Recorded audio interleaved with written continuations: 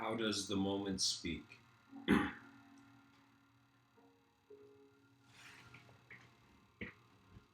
Where do the wonders of our individual existence lead?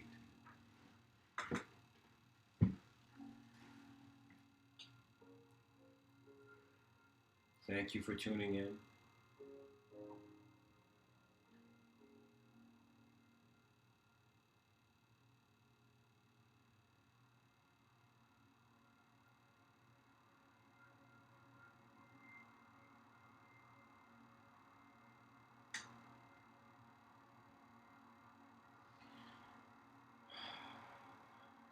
What can one man say about a changing world?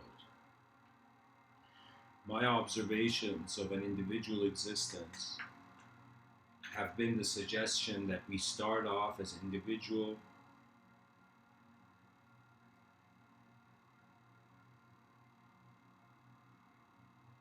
conscious, shaped beings. And the wonder, the unknown aspects of our individual existence lead us to the other side of the polarity, which in some sense means every person, every shaped, individually conscious creature form is in some sense drawn towards the collective, how would I say it, like the collective unconscious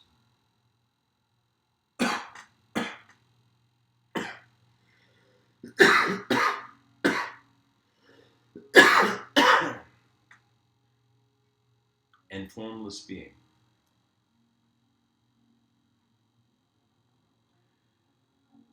When I observe the value of myself, I see that value based on the dimensions I have considered to myself.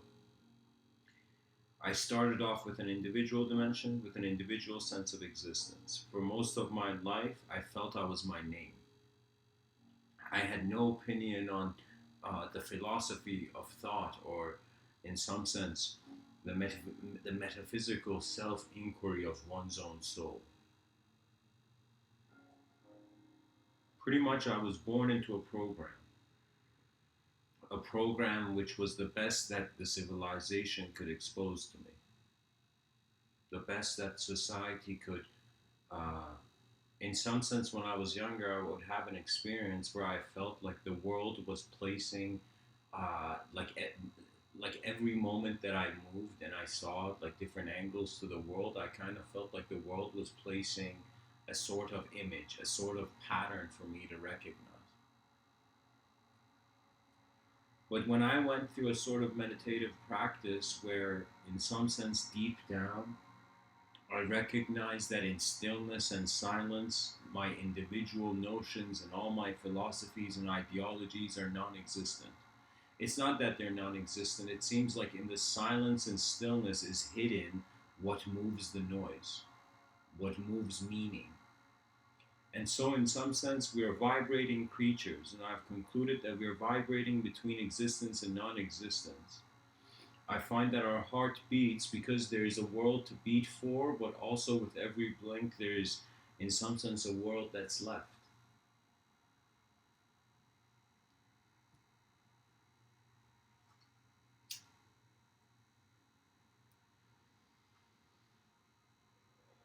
J.R.R. Tolkien, the person who authored Lord of the Rings, there's a quote where he says, "Not all those who, I don't know how to pronounce it, not all those who wander are lost." And he was kind of implying that we are we are in some sense, like, this is what I'm taking out of his quote. He's seeing, this is a man who's recognizing that we have declared war on imagination because our civilization requires evident facts to function, or at least consider knowledge. So when I look at the educational system, I'm like, what are all these people doing? What are they getting educated? We're on a rock in the middle of nowhere. What is it? And I see that the education is based on the need for that knowledge, based on the need of that kind of awareness.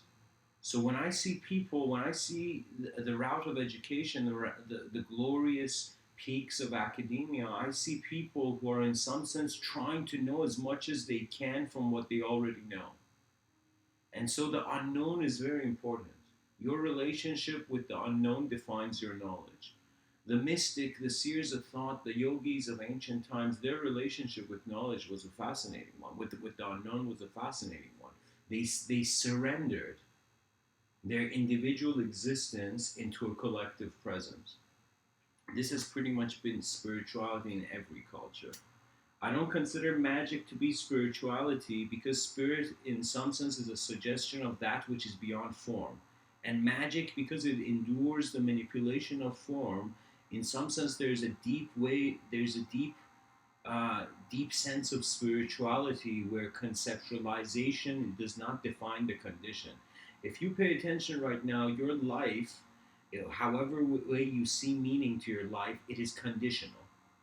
That means very few people, it's usually children or people who are like in very like shaken, altered states of being, where they in some sense they don't shape the unknown. The unknown has yet to be shaped. I remember that moment in my personal life before I learned language. I was just sight in existence as experience. And so for me, this moment of experience never stayed the same. In some sense, life is kind of very blessed. We are very blessed because we change, you know? And there have been certain yogis, for example, one that comes to mind is Sri Prabhupada. This dude was like this man, this very enlightened being, so considered. And I consider him very wise. Sri Prabhupada, the originator of kind of like the Hare Krishna movement in the West, or the amplifier of the Hare Krishna movement in the West, this man was once asked about life after death, and his reasoning was at the same time so simple and yet so profound. Something is profound when in its simplicity it also holds its complexity, as if in the microcosm you have noticed the patterns of the macro, in the macrocosm you have noticed the patterns of the micro. And so it becomes profound because many dimensions seem to be having the same intersection in the moment. The more dimensions you see to your life, the more deeper your life becomes, believe it or not. You know? So that means you start off with a character in a, let me not go too far from what I'm saying, but Srila Prabhupada was saying that they pretty much asked him about the afterlife, and he's like, okay, you know how you grow up? As you grow in this life, you're constantly going into a body. So he's saying just like how you change your shirt every day, you're changing your formation as a conscious entity, as just the presence of consciousness. The presence of consciousness is very different because it's the whole inside the circle, outside the circle dilemma. If we look at the contents of reality based on what is only in our awareness, we find something valuable enough to extract truth from, yet we do not see the whole picture. That means this is going to be kind of as if every book ever written, every bit of knowledge extracted by our species, every human being that has ever lived that has contributed, it is a tiny part of this cosmic painting that's revealed. And who can just from the corner of the painting see the full painting that a person has drawn? So we find ourselves in the corner of our universal sector. And when I noticed this, it was very profound. Because I realized if I want to go with the speed of society's morality, I will be light years behind. If I want to go based on the mainstream's kind of considerations of what is truth, my imagination is limited to the search of others.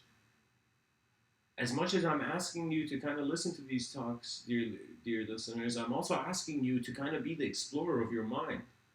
Because you only get one life to do it. Now, how do you go about exploring this? I have some ideas on this.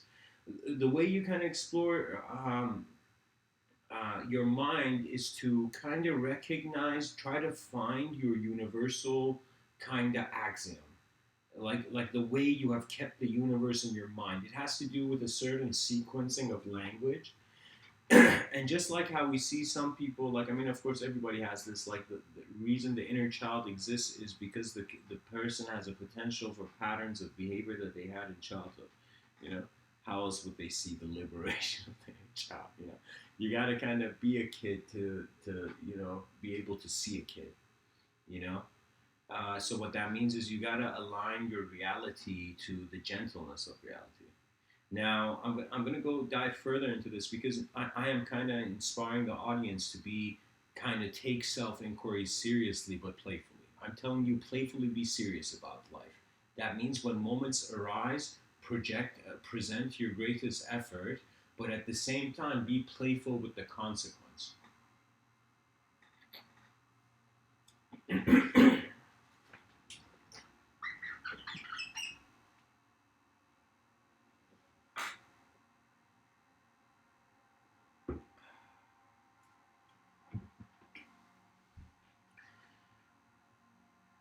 You have to understand that attention is holding the world for you. You got to study this attention. This attention, once you concentrate on how your attention is being attention, just be it's like a presence thing. That means like this the same way this sort of kind of notion of enlightenment is in the same way, like just like the teacher asks the kid in class, says the name of the kid and the kid's like present. So similarly in yogic thought, there's this it's as simple as just recognizing you're present, recognizing you're some sort of intelligence in a living world. There's a bunch of us creatures on this rock in the middle of nowhere. Light is entering our eyes and being our world. It's like this world is strange. But the beautiful thing is, the only way we can say it's strange is because this strange has evolved, civilization has advanced to an ability to consider normality.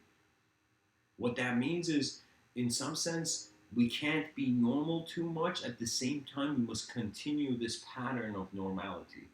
There must be great ideas that enter the stage, and in some sense, great ideas that are challenged.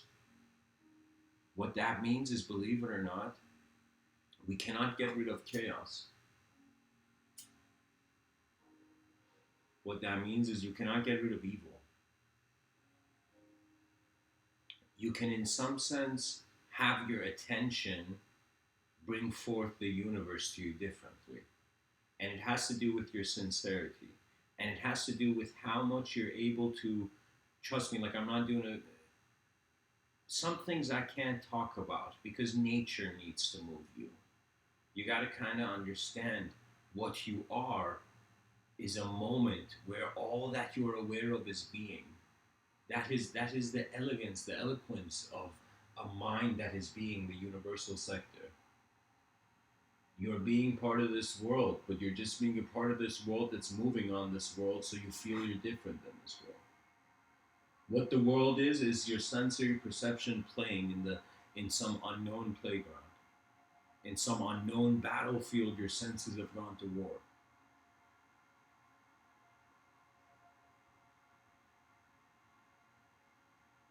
The value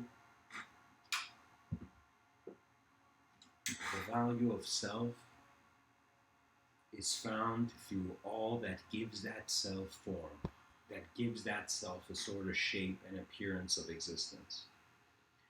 What I find that many people who just swear their allegiance of reality to matter, if you're just, how could I say that? I don't want to devalue the physical universe. At the same time, I want to say it's not everything. And what I mean by that is that if you consider that your consciousness has, in some sense, come from this world rather than the world has come from you, in moments of challenge and confrontation, your consciousness will tap out. Not your consciousness. Your conscience will tap out. Because it has concluded in some sense that it's all atomic movement. That means that do you think electrons are talking to you right now? Electrons are a big part of it, but do you think it's just electrons? Do you feel the ability of the voice is just a potential? For me, evolution means potential. But in some sense, the paradise that people wanted to reach was a sort of like the peak of evolution. Think of it this way. You have evolved as a creature in every way. Imagine right now you're the most evolved creature. You have learned from everything in existence, and you have come to the peak of the evolution of. Pay attention to my words. Creation, not the creator. You have come to a point where you're like, okay, I am the most ultimate effect. Now, once you have studied a universe of effects, you'll wonder about a universe of causes. That means once you have learned to become content with how the world is, then you begin to see how the stories of the world are weaved to be the moment. There is a certain uniqueness. It's as if you are a watcher of your moment.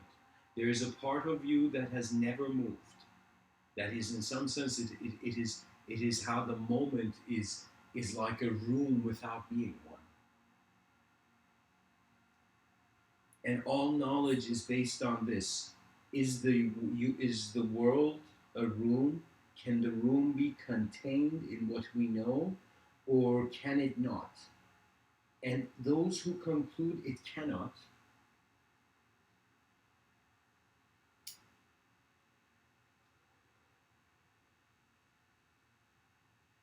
you kind of live in heaven internally until it externally manifests.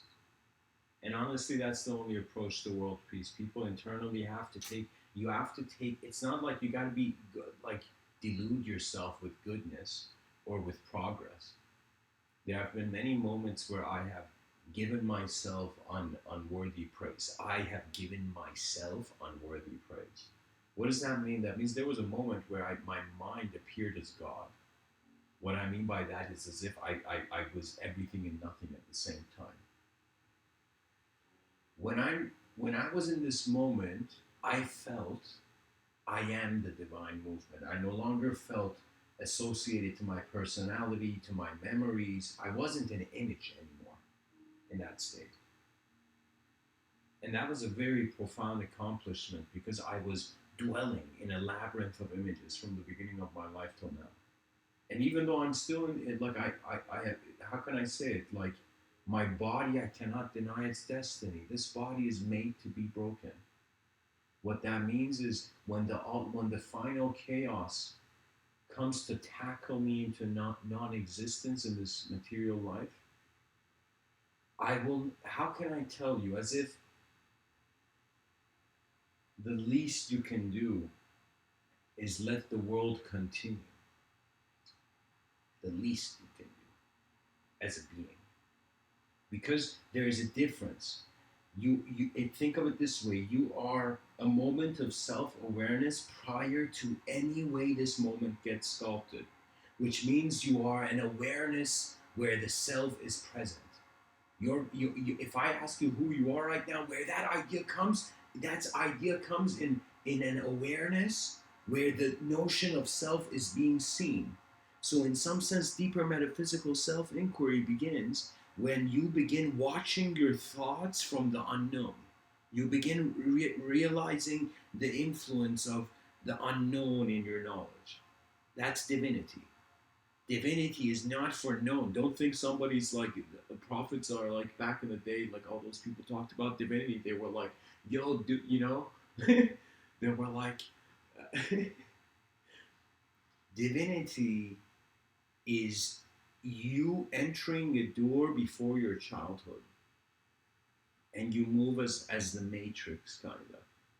You watch language become you, and you also recognize matter becoming thought.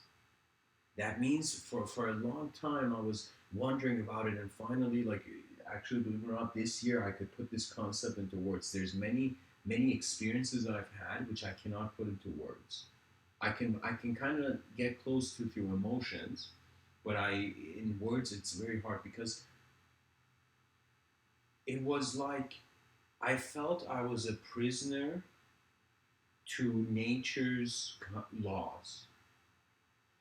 It's like the moment you die, what suggests life after death is if a part of your sight does not reach full decomposition. That means a part of your awareness doesn't break down. Seldom this is said, but what if the human being is the glitch in the silent universe? Is the creature that not only made noise, it made its noise into worlds that it could share with its fellow brethren.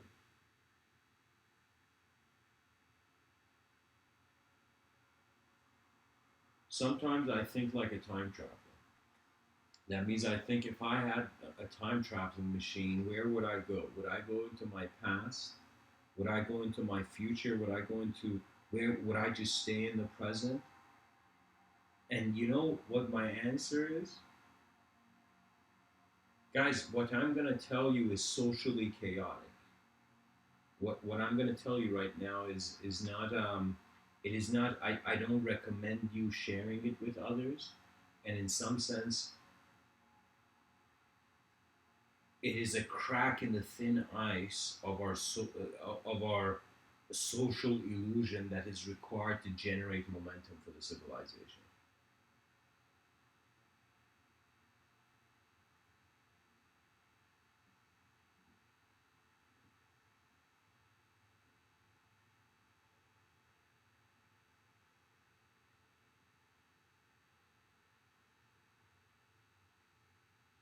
Your eyes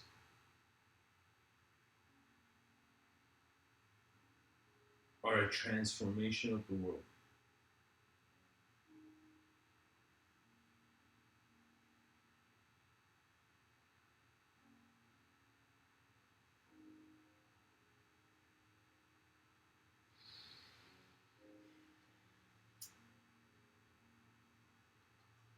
The thought actually leaped away, but maybe I could catch it.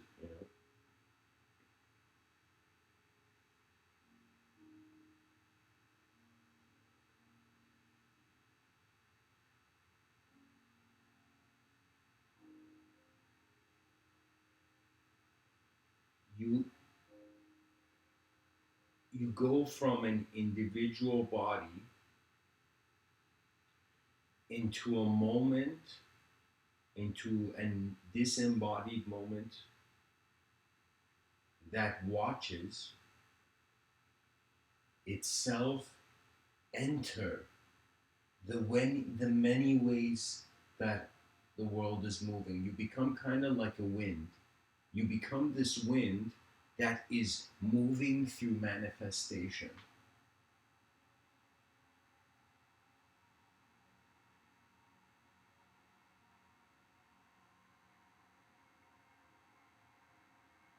You see behind the curtain of enlightenment. You transcend the veil of thoughts. Your God no longer becomes something that is anywhere else aside from here.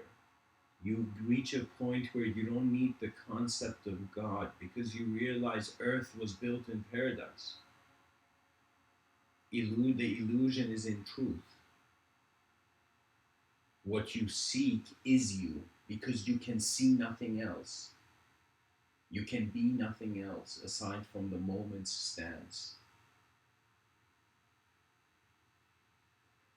You become an ever-present moment, okay? And when you become an ever-present moment, what really occurs is that your free will no longer defines itself based on the conditions of your thought or how your conditioning is constantly making you generate thought. You become self-aware, but you're entering the unknown. When you enter the unknown, like, I recommend you stop listening to this talk if you're uncomfortable, but we are all headed towards the unknown. That's the next step after our transition from this lifetime. And Mr. Within's endeavor, or kind of what I'm trying to do, is say, guys, it's not about getting enlightened. It's not about uh, the individual moves towards what it is wondrous about. And what it's wondrous about is a truth that it innately is.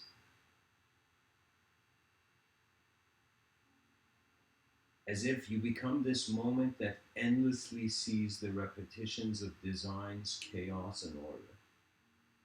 You see the world. You see a changing world, and the changes of the world can be ruthless. You're realizing people are exiting this plane of existence, they're navigating out of it and into it all the time. I feel you will only be able to experience divinity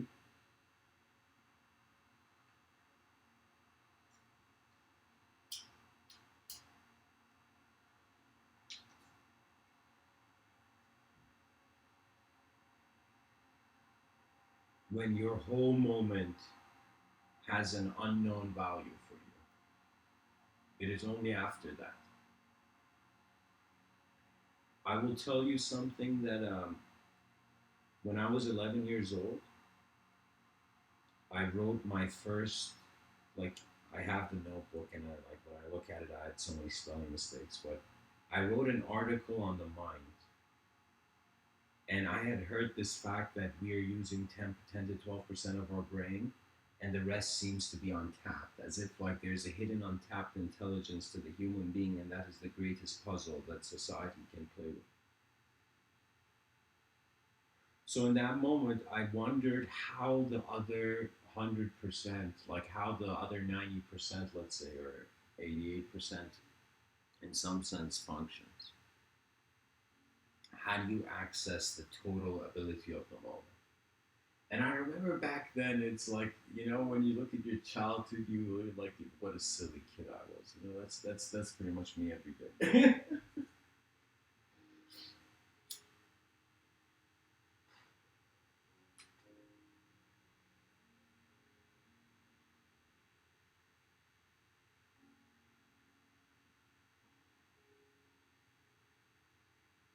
You let the moment breathe as an unstartled presence. You settle in it. It's like beyond the chaos, there is horizons of order. Beyond those horizons of order is even deeper chaos. And this kind of loop, this oscillation between chaos and order, this need for duality, for the mode of an individually conscious being to be kept. In some sense, I find that where technology is going to make us return to nature. And I've written a book. I mean, it's in it's in motion, but this book is titled "An Evolutionary Return to Nature." And what I mean by this is that I personally feel that we as a civilization are inspired just instinctually, as the creatures we are, by our next evolution. We, in some sense, have reached the peak of a sort of physical evolution, but now there is another dimension added, as if once in one dimension we mastered evolution. Now there comes the evolution of an inner reality, a sort of subjective evolution, as if one of the most important moments in the history of existence was when this creature that was just the movement of nature found a way to recognize it is separate from the world.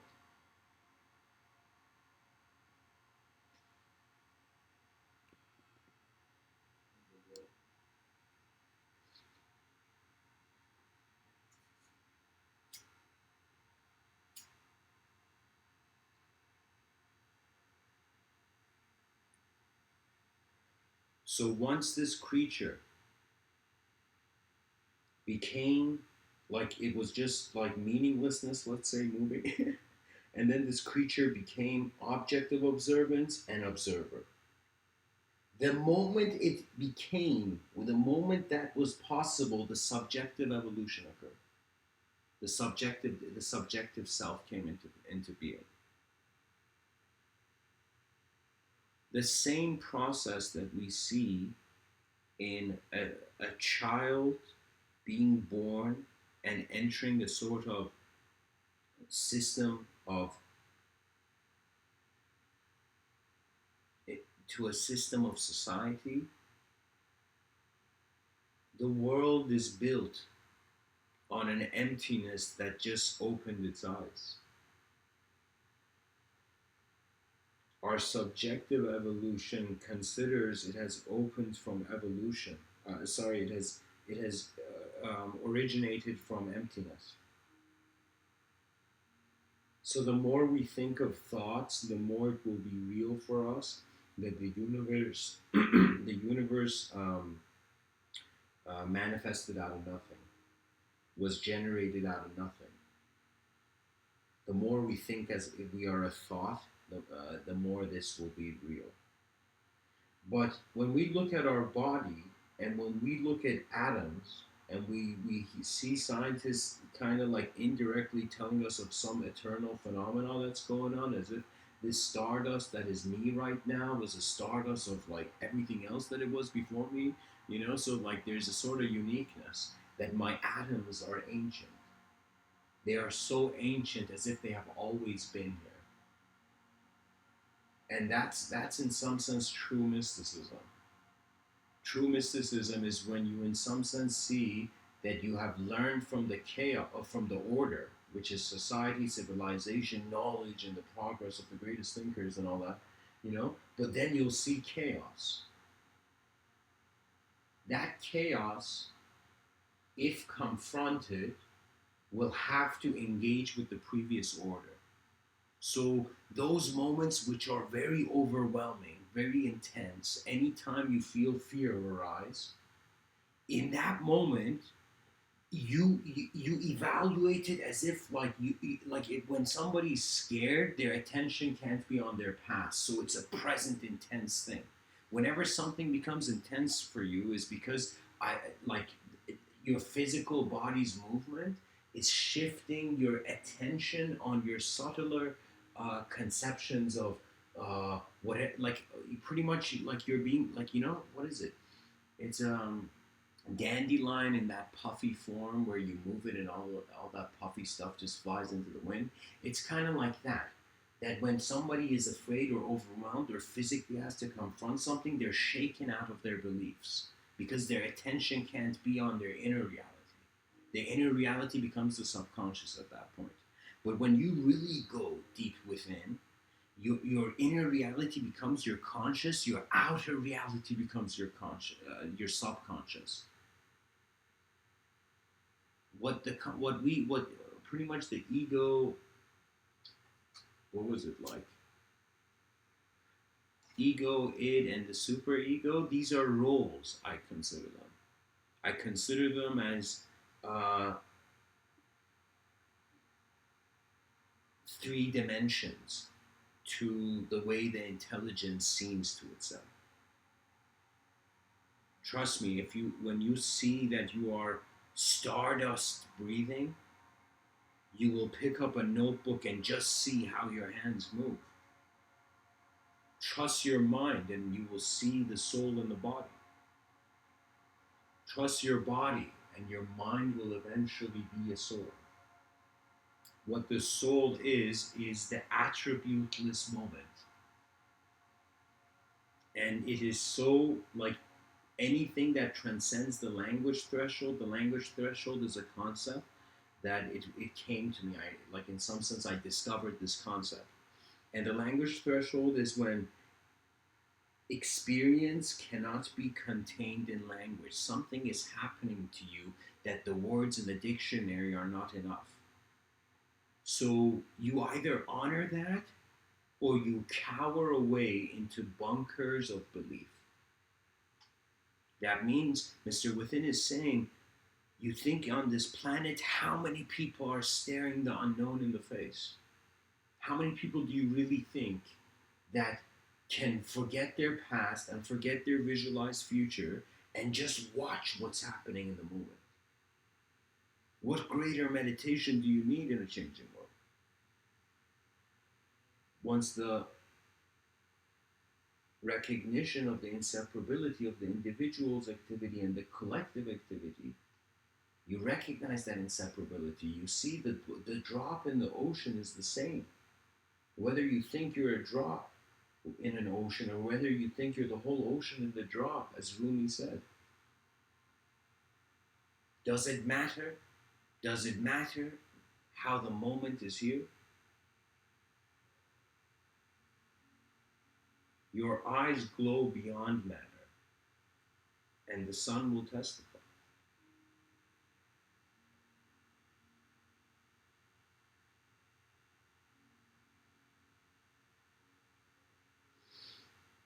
In some sense, I looked at the design of the behavior of human beings, and based on my own observations, I came to the conclusion that we live ceremonial lives. And when that ceremony is repeated, we call that a routine. But when that ceremony is inspired by the uncommon, when the uncommon stars glare in your universe, you must stare at them. You must learn to live for, you must learn to risk knowledge for its evolution. Evolution, by definition, means the change from one state to another, which means the newest change is the definer of the intelligence. You know, I remember hearing I remember hearing somebody saying, like, in a sort of theosophical circles, I heard like the notion of what do you call it? That when people die, their souls are still on this world, as if every person that's manifested, that's died, as if their soul is kind of wandering in this dimension or something. This is pretty much the notion of ghosts or whatever. But I consider the word ghost to have too much connotation. Like, you can make you can, like, when civilization is afraid of language, you must in some sense get out of that civilization.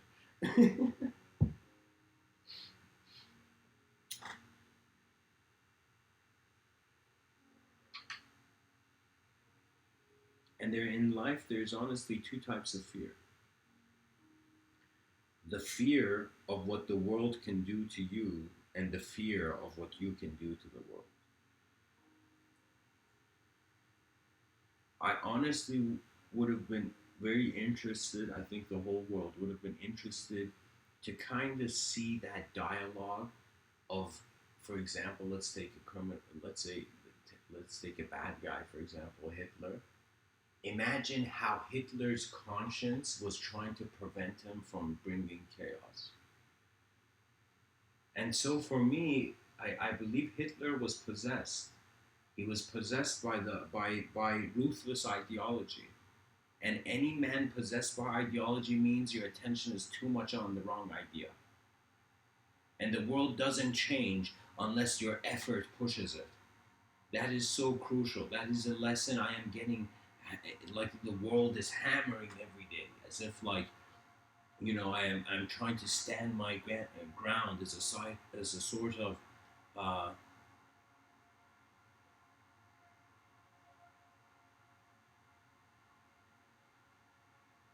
I have resisted eternal temptations.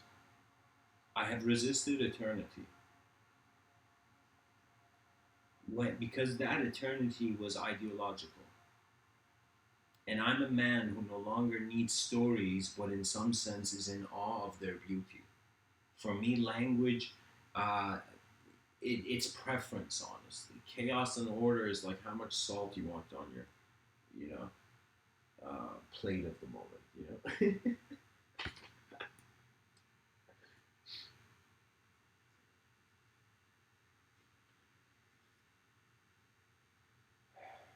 I guess what's another easy way of saying it?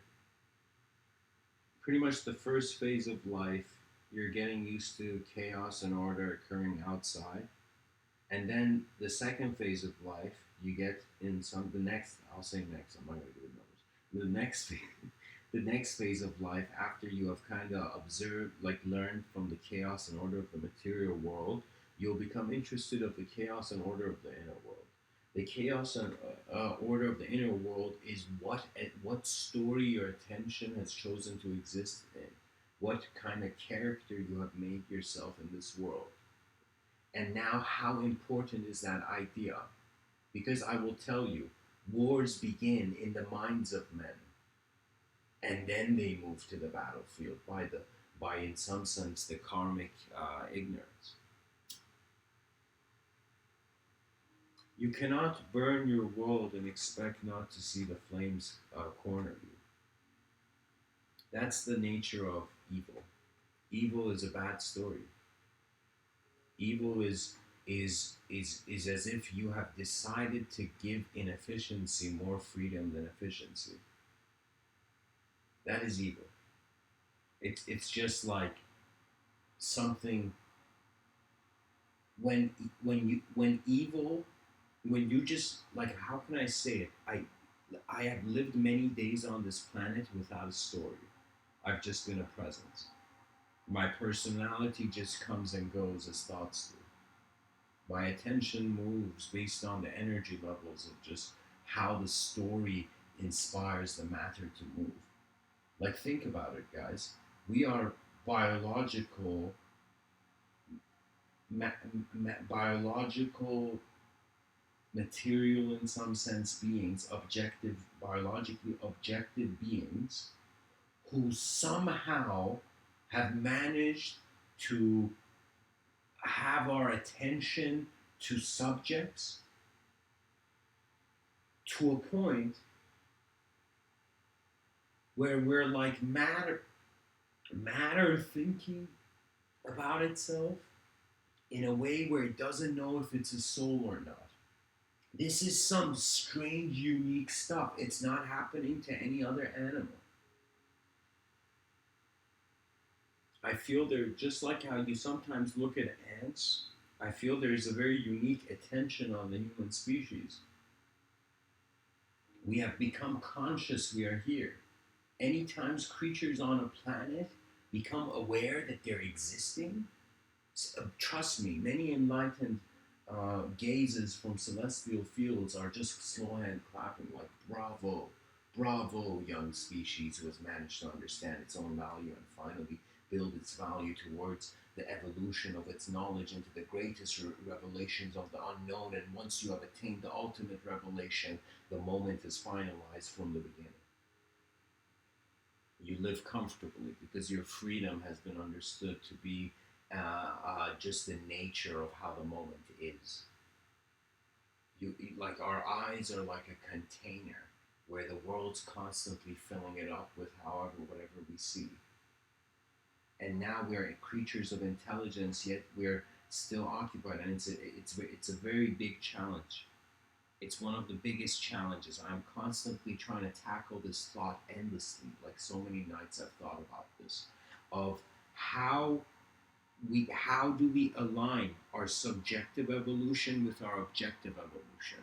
There are some human beings who are using their minds more than their bodies. There's some human beings who are using their bodies more than the minds. Those people who use their bodies more than their minds are people who have not really paid attention to other ways that the world can be, or maybe they have and they're consciously in that state, you know. But I'm telling you, we are our society is divided between multidimensional beings and singular dimensional beings. Those people who are violent, they're lost in their own world. What I mean by that is that they have concluded their knowledge of what decision they should make to be the ultimate knowledge. They have allowed the blindfold to become the truth of the world. I am against violence because, like, there's an opportunity cost. Think of it in an economical way.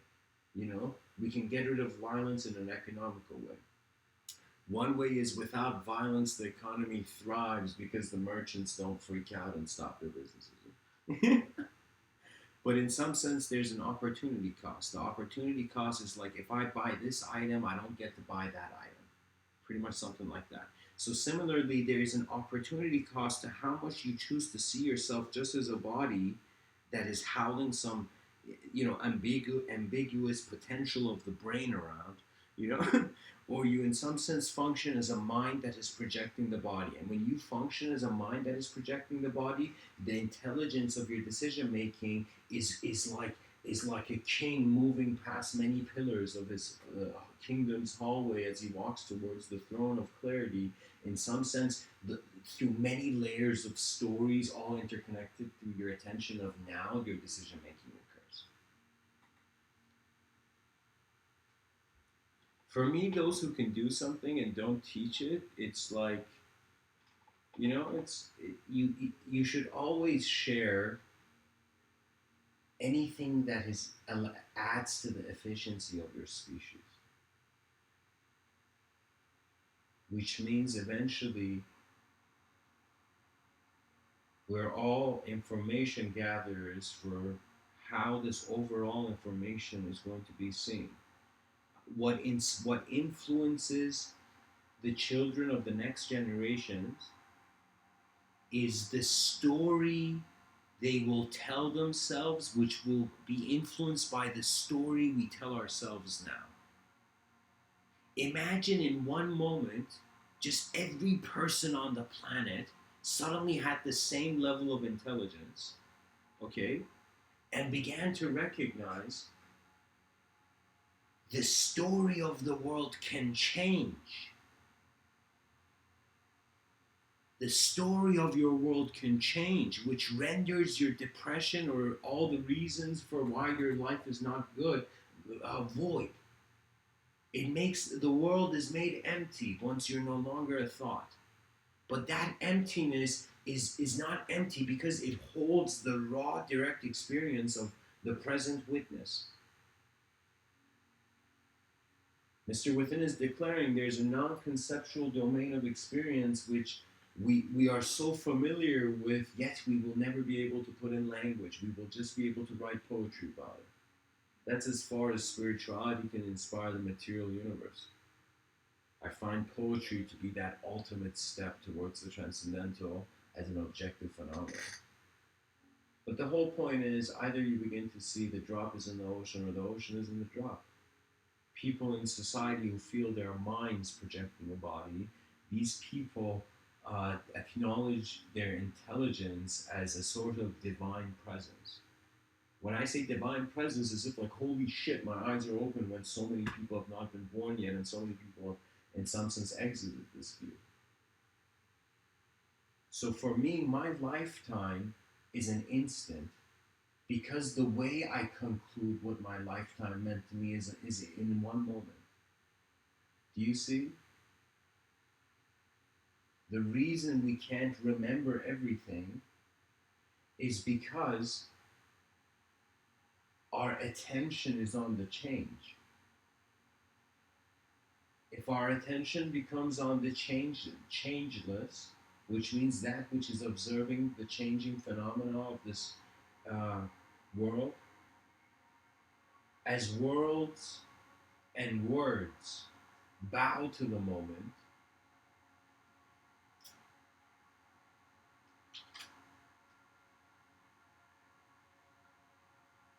the king of the material universe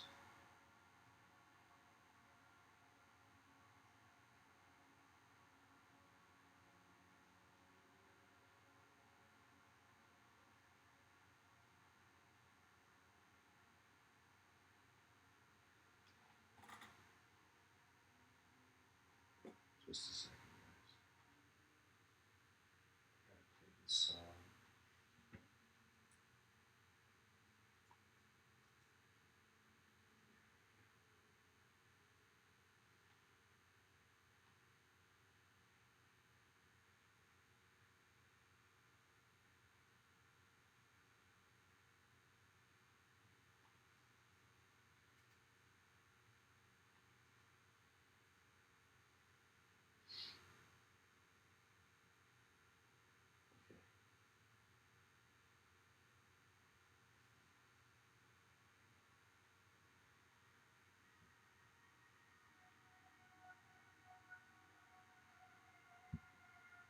So I'm kind of suggesting here, guys, that I feel our next evolution is non-conceptual because the concepts don't reveal much about the observer, but they reveal enough to show how at least the observer is standing. So pretty much our consciousness defines how the mystery is alive, how the future is more than a story.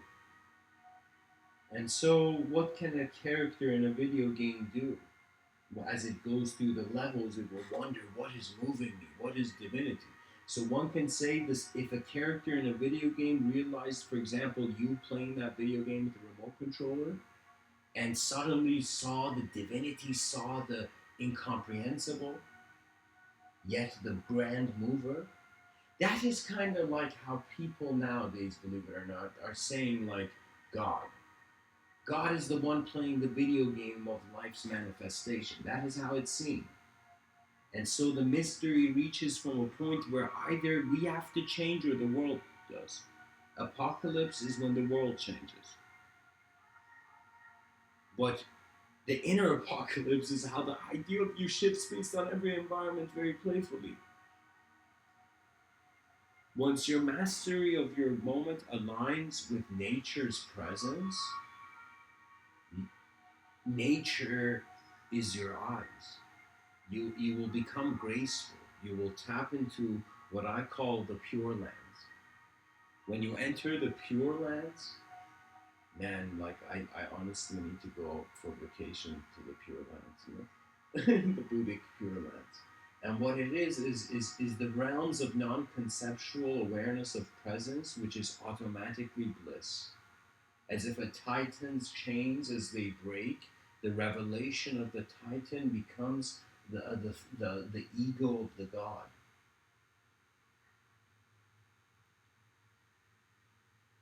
It's so important to recognize that you're not your thoughts, you're not your emotions, yet you are awareness being the self. This awareness being the self is very blissful. They call this Satchit Ananda, which means conscious existence is bliss. Whenever you realize your conscious being and you're existing, automatically there arises this fascination. But for most people, this fascination gets moved into their subconscious. Whatever you don't believe is pushed into your subconscious. That means someone could come and tell you, yo man, this is like that, and this the other thing is like this other thing, and so they could give you various images, yet your personalized conscious filter for the moment, for how you like the moment. This is something I am in some sense, I'm happy to say that it was I find one of my greatest revelations, one of the greatest treasures I was managed to reveal from my own mind.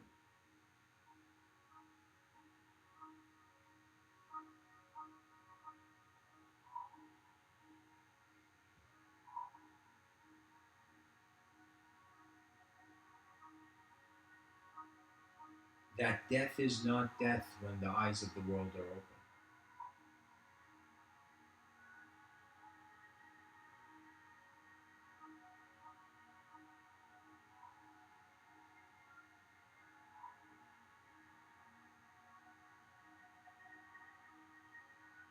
Many thoughts leap away, yet the exotic beauty of the memory is a world of its own.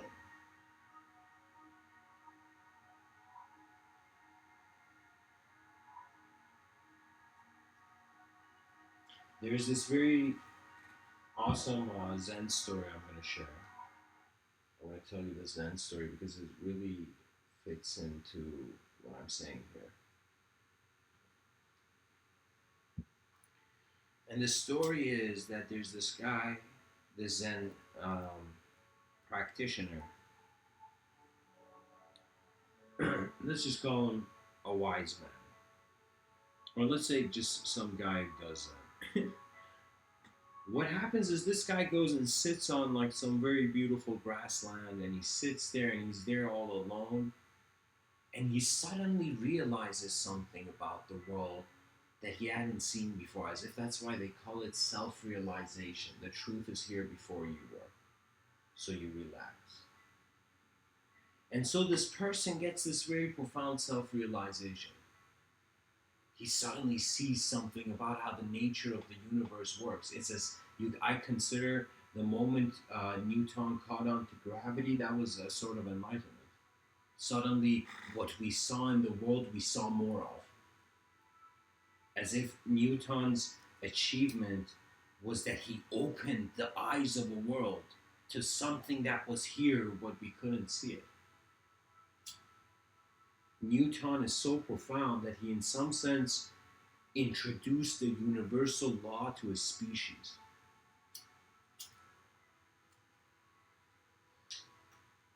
Anyways, this person gets this profound revelation. Now, as the Zen story goes, there's a minion in some other dimension that sees this, and the minion freaks out and it's like, holy shit, this guy's realized some truth. And he runs to the Dark Lord, as the Zen story online said. And so, so what happens is he runs to the Dark Lord.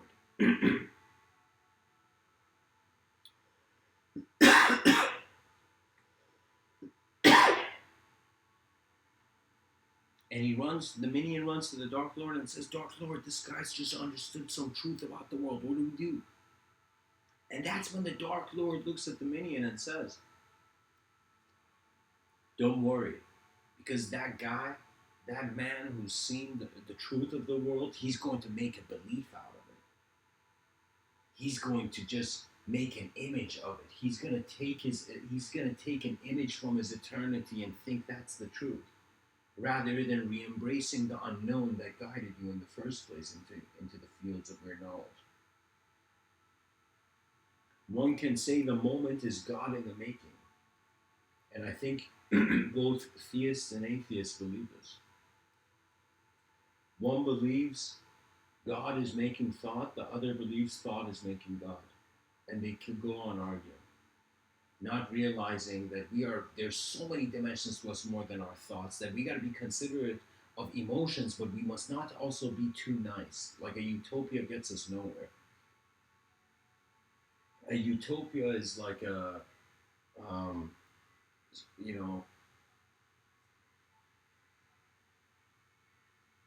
like a canned beverage that has too much sugar.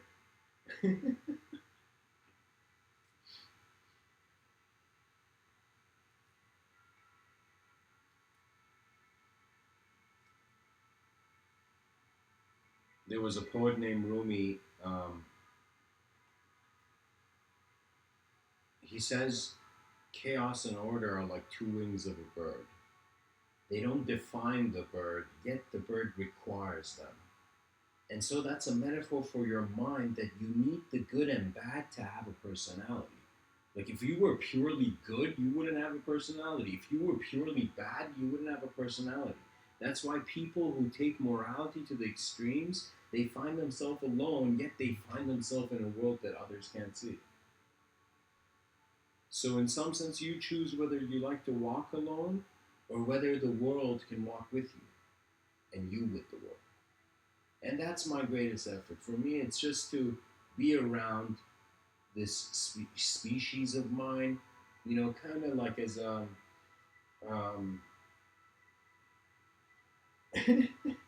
as a metaphysical lifeguard,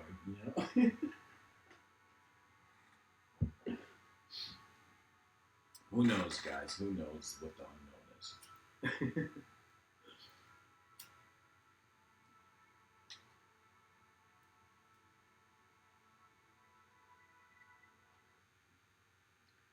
But it is truly remarkable, Every time I try to see a personality, like when I try to define myself, those definitions are crushed by time. The movement of the world defines my objective existence. Yet my subjective existence can remain the same when my objective existence changes. This considers that there is an intelligence even slower than that, which means changeless. So that means the fact that one person can have the same belief and go on living many years and then not having changing that belief, that means that there is something inherent within the intelligence of this creature that we are, that chooses to keep thought unchanging in a changing material world. And that's our free will. Our free will is just an ability of concentration. I'm telling you. The more you concentrate on a phenomena, the deeper it gets. I'll give you an example. Right now I'm seeing in front of me like a cup. And I say this is a cup, with water. That's the first wave of information my mind hits upon. And then the second wave of information is like, okay, this is a cup that holds water, but what is water? And then my mind begins to wonder, oh my God, like the same stardust that is being this water is the same stardust that is being the container of the water. Do you see? And so, for example, my mind begins to dwell, begins to wonder about different ways that the world is here, yet being, in some sense, in the same world. I can't ignore my waking state, all I could do is that when chaos arrives, I share with it all that the order has found. You know, a question I asked myself was, what would I do if, like, a giant meteor was about to hit Earth? Pretty much this question came when I saw that movie Armageddon, you know? But, like, I wondered how would my last moment of conscious manifestation be? How would I arrive at the end of this story of my material world? And believe it or not, I sometimes want, like, I don't just,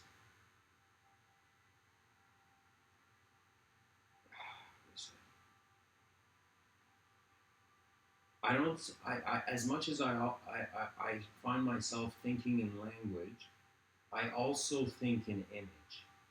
And oftentimes when I'm giving these talks, there's this internal landscape I'm witnessing, you know, which in some sense I put into thought.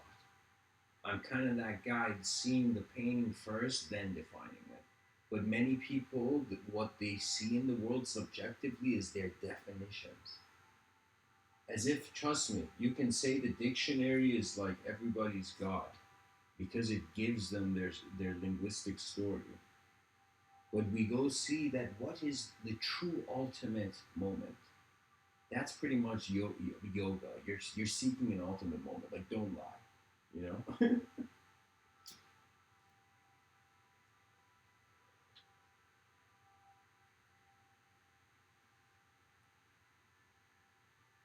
After the reign of eons of manifestation, there will be the remembrance that the ocean was content regardless of the number of drops that fell into it.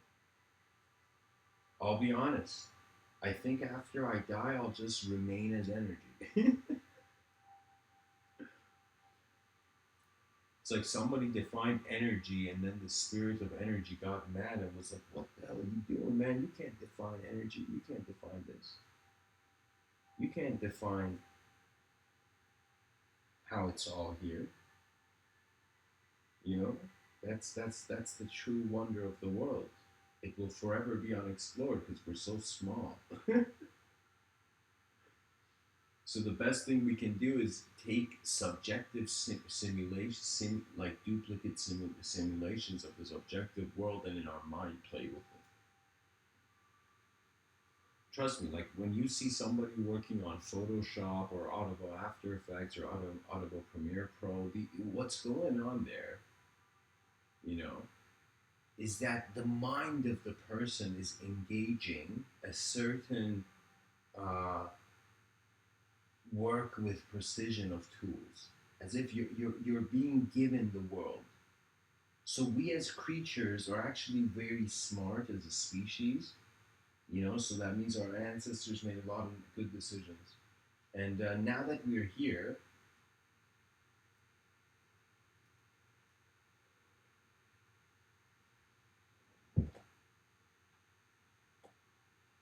the cosmos can be experienced on an individual level.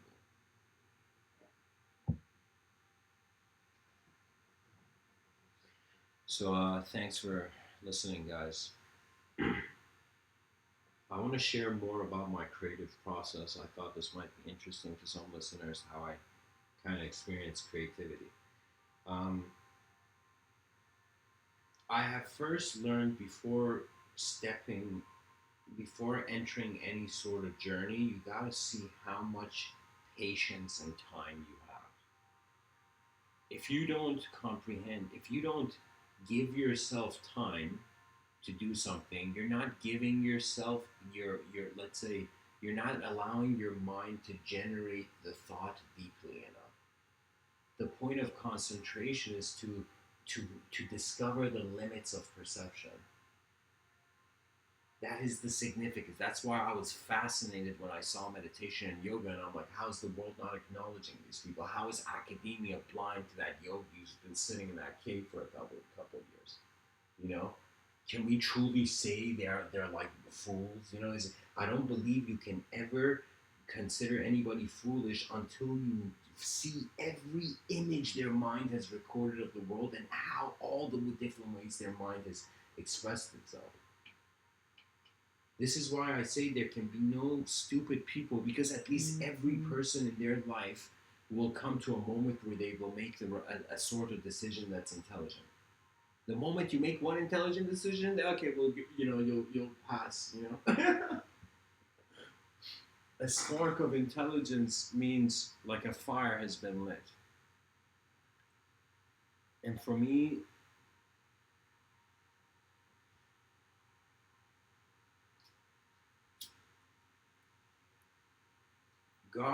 when man was able to look into God's eyes, he saw himself being all. That's the language threshold. Language threshold is like your ability to be content regardless of the thought, regardless of what thoughts or what ideas shape your condition. Like the whole point of Mr. Within, or going within, or wondering about what that intelligence looking through your eyes is that I'm asking you in a very discreet and playful way that you must challenge your world on an ultimate level to discover its true meaning. As if you gotta shake conceptualization to discover its limits. And so the ability of the body becomes the presence of the whole moment. Your presence is your world. Your personality is how you're just associating with just this body as a form. And I'm telling you, the only way to succeed in the unknown is playfully. That means comedians have an incredible ability to, in some sense, metaphorically contribute to the significance of the meaning behind literature's inspiration to evolve.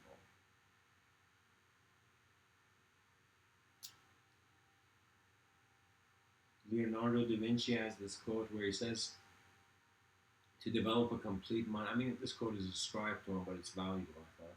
He says, to develop a complete mind, study the science of art. Study the art of science. Learn to see. Realize how everything connects to everything else. And I have a theory about why Leonardo da Vinci was able to write with his other hand. I feel he wasn't able to at first. I feel he recognized that he had to, just like you study the science of art and the art of science, it's as if you gotta master different brain hemispheres. And once you master both brain hemispheres, you have learned to see, you have learned to be able.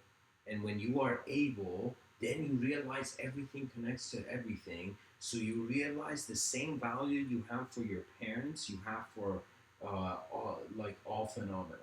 The same value you have for the most valuable thing in your life becomes your moment. And you kind of sit back, relax, and realize the blindness of your thoughts were never you.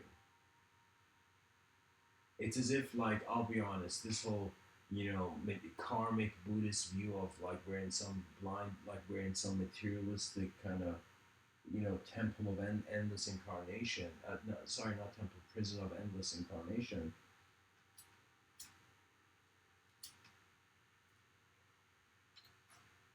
For me, I think it's we gotta laugh. We gotta laugh at what we don't understand, because that's the most reasonable thing you can do. You can cry about what you don't understand, but that's not reasonable, because why have extra moisture arise from your face.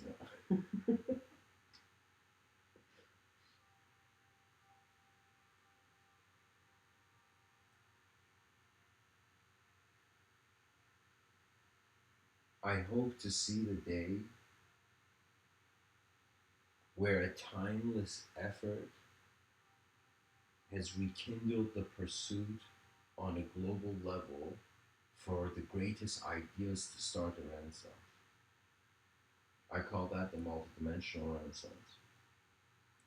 when for the first time many self-aware, like the Renaissance is an attempt of the civilization, or a group of, like a part of the civilization, to advance all conceptuality. It's as if they are bringing their own inner apocalypse collectively, which is the birth of art. The birth of art is novelty. So trust me, I mean, they say, like, of course, I totally agree, men never will understand childbirth. But, like, all phenomena comprehends change. And in change, sometimes there is initiation.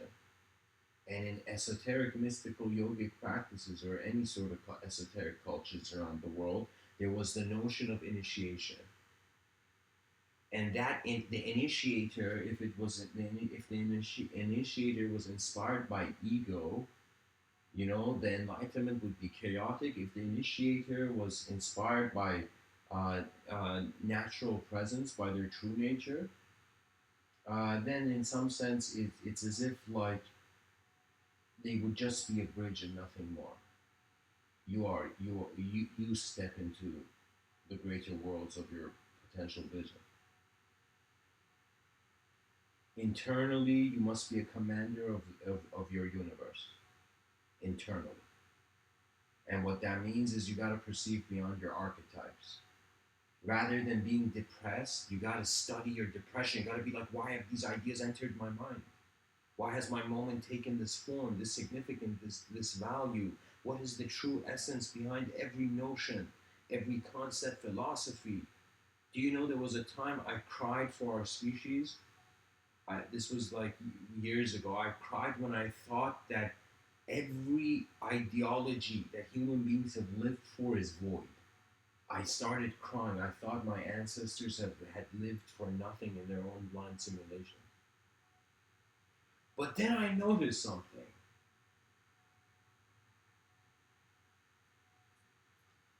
The past and the future are the wings of the present. We are a god of our own psyches. How the psychology of our intelligence is a notion to us is like, I'm telling you, ideas are vehicles for your consciousness to move in an invisible multidimensional playing field. As if you sculpt. Here's the thing.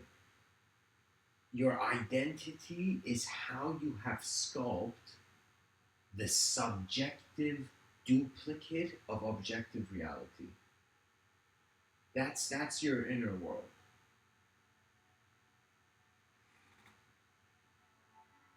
And regardless of how hazy the road, courage walks on its own.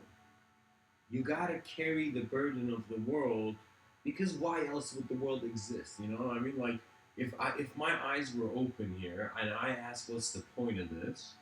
I would say, okay, the point of this is to do something with the designs that are in this world.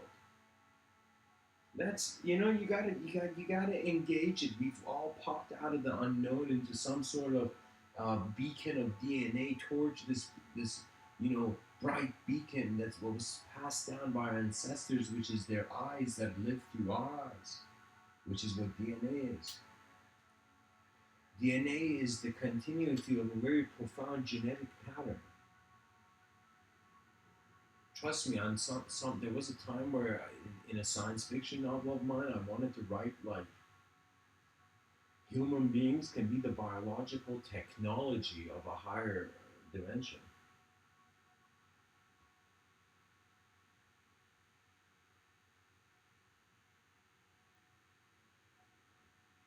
I personally believe Ludwig von Beethoven was enlightened.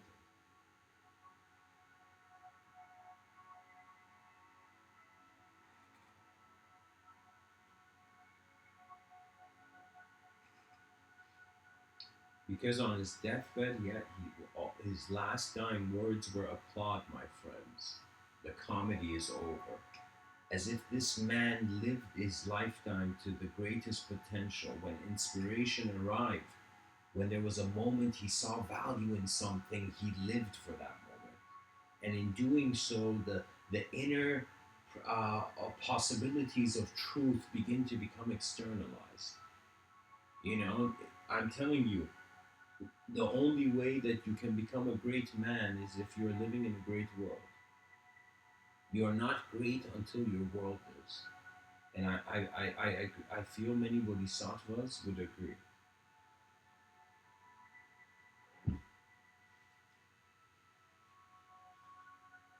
I feel like also the same, if librarians were more cheerful, they could have the same method and practice as what the Buddha did. People came and asked him what's truth, and he was like, shh.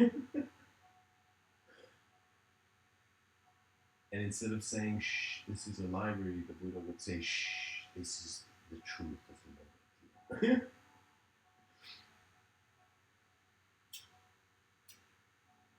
So, guys, these were some of my views on the wonders of individual existence. I feel creativity has to do a lot with the dimensions you see in life. What I consider how my intelligence has evolved from my childhood till now has been a sort of accumulation and coagulation of various dimensions that were all shaped out of a notion that I had free will in that moment. So for me, I kind of noticed free will has so much free will it can even see itself without free will.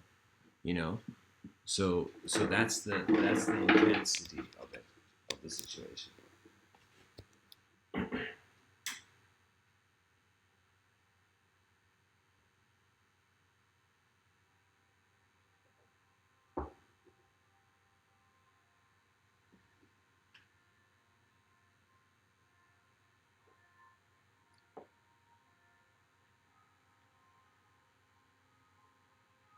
Your The value of yourself has an as a like a part of how you are seeing yourself is arising from your inner reality, from the subjective self, and a part of it is from objective. Okay, so the moment your thoughts can be objects, that's the moment that objects are also being thoughts. So you feel that the world is just your mind. But it's always as if like it's so multidimensional that when we wonder about what the next dimension is, we see that it's like who can ask infinity to decide? Mm-hmm. Mm-hmm.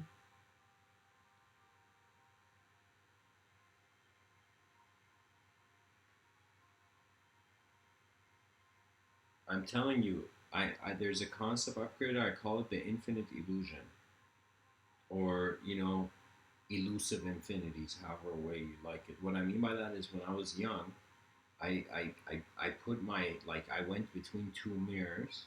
Like the closet of my room had these two doors, which were mirrors that opened like inside. So I stood between these two mirrors and I saw an infinite kind of like optical illusion of my reflection.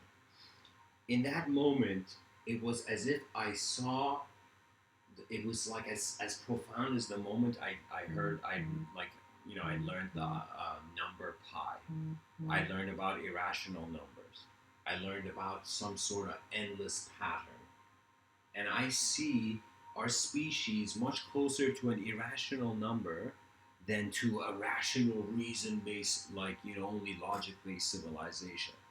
Trust me, you want to follow rules too much, you will become a machine. A machine lives to follow rules. We somehow, even though are programmed by the rules of nature, we are somehow have managed to create a bubble in this chaos, a bubble of our own order. Your individuality is how the universe is somehow by your intelligence being seen distinct as you. Your eyes are so profound because no vision like your eyes have ever existed. This is why every person I see, I'm like, write a book, just write it. Just pick up the pen. Eventually, the pen will move. That's how you handle writer's block. Leo Tolstoy said, "Time and patience are the strongest warriors." Same. When you write, you're at war with the mind of how the world will hear your words. yet at the same time how the world has given a rise to your words.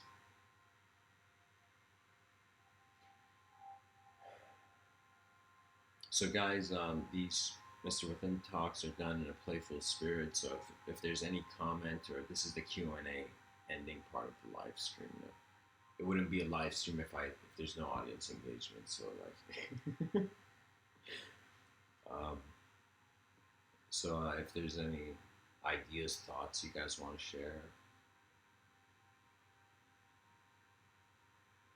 There's 2 people watching. Where in the world you are. But I'm pretty sure you're on Earth.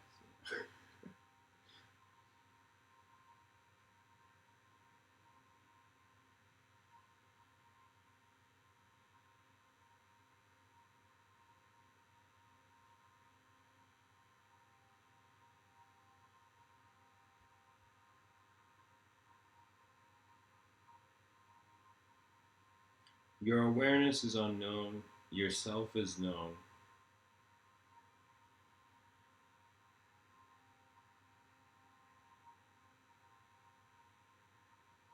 And the moment is a witness of them both.